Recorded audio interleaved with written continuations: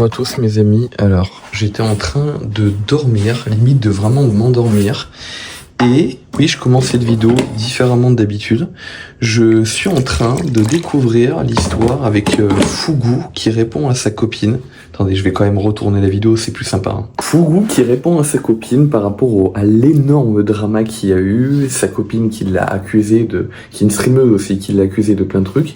Et là, donc ce youtubeur, ce streamer vient de répondre, vient de faire une vidéo et on en parle tout de suite dans cette vidéo.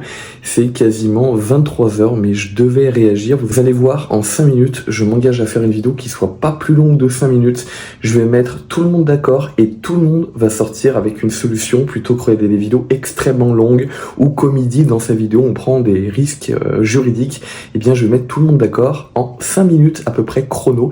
Et je vous le dis tout de suite avant de commencer la vidéo et que je boive mon café, n'hésitez pas à liker cette vidéo pour pousser la vidéo et n'hésitez pas à vous abonner. On va bientôt passer les 400 abonnés sur la chaîne. Merci du fond du cœur à tous ceux qui sont abonnés. Alors voilà, on sait qu'il y a beaucoup de gens de gauche qui se sont excités sur Twitter lorsque sa copine avait sorti le drama. Je vais être franc avec vous, j'ai pas regardé sa vidéo. Alors là, à l'instant, je vais vraiment me faire insulter parce que je viens de dire que je n'ai absolument rien regardé de la vidéo. Vous allez voir qu'en réalité, je suis très renseigné parce que il n'y a pas besoin d'en savoir plus. Tous ces dramas-là, ils fonctionnent à chaque fois de la même façon. Je me suis sur YouTube depuis 2011 et c'est quelque chose qui s'intensifie de plus en plus. Là, dans mes contacts, j'ai des personnes qui sont très très woke, qui s'étaient rangées du côté de la streameuse il y a quelques jours lorsqu'elle avait sorti en public ses accusations. Et là, ces gens-là se sont retournés et ont liké la vidéo de Fugu ou de Fougou, je ne sais pas, désolé pour ceux qui le suivent, parce que je suis vraiment un boomer de YouTube, hein.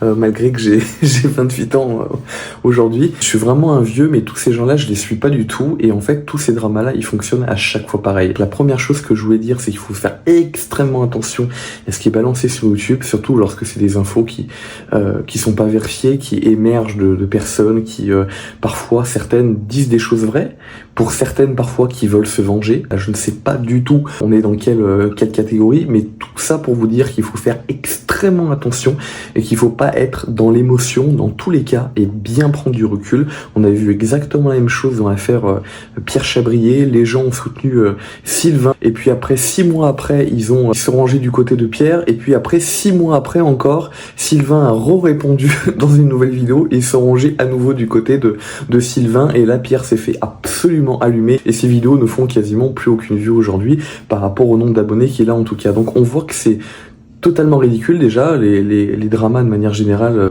Pourquoi les gens qui font des choses publiques s'exposent en public et exposent leurs problèmes personnels? Je pense qu'on en a rien à foutre en fait de leurs problèmes personnels, je veux le dire clairement. Du moment que ça fait pas avancer la société, je suis très logique, hein, mais du moment que ça fait pas avancer la société, du moment qu'on poste pas des réflexions qui sont intéressantes. Si on a envie de voir des gens s'embrouiller, on allume, je sais pas, les chaînes de télé-réalité, je les regarde pas non plus, mais voyez, vous allez trouver, si vous voulez voir des gens s'embrouiller entre eux, ou vous allez à Paris Centre et vous allez voir des gens s'embrouiller entre eux sur la voie publique. Et la deuxième chose que je voulais vous dire, c'est un peu violent pour certaines personnes qui sont encore, on va dire, très émotionnelles, mais tous les couples publics, la plupart du temps, tournent mal.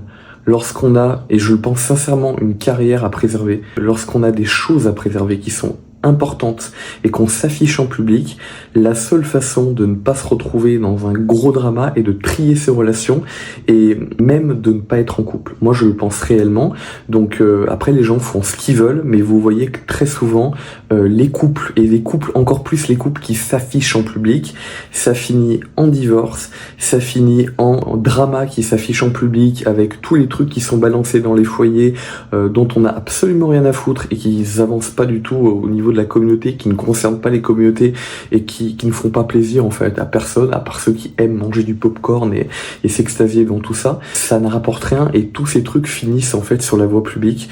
Donc il faut faire extrêmement attention lorsqu'on est un personnage public et pour moi en tout cas, pour moi le couple c'est non, et je vois même pas d'intérêt en fait à se foutre en couple lorsqu'on a après il y a beaucoup de gens qui le font par mimétisme, mais pour moi c'est chaque chose qu'on fait dans sa vie doit être quelque chose qui doit être utile et quelque chose qui ne doit pas être dogmatique ou qui doit être suivi parce que toute la société le fait, mais qui doit être fait parce que soit c'est utile, soit ça nous fait plaisir. Et je pense qu'en fait, Marc de la chaîne de la vérité l'a dit aussi, je suis pas d'accord avec lui sur la plupart des choses qu'il dit, mais quand il dit que la plupart des gens n'ont rien à foutre en couple, n'ont rien à faire ensemble, et se foutent juste en couple comme ça parce que c'est du mimétisme, sur ça il a totalement raison. Donc voilà, c'est ce que je voulais dire de manière générale, donc je sais pas si j'ai mis tout le monde d'accord en un temps record, mais tout ça pour dire qu'il faut faire extrêmement attention, et que si ce streamer-là s'était pas mis en couple, était resté aussi avec des personnes qu'il avait peut-être mieux triées,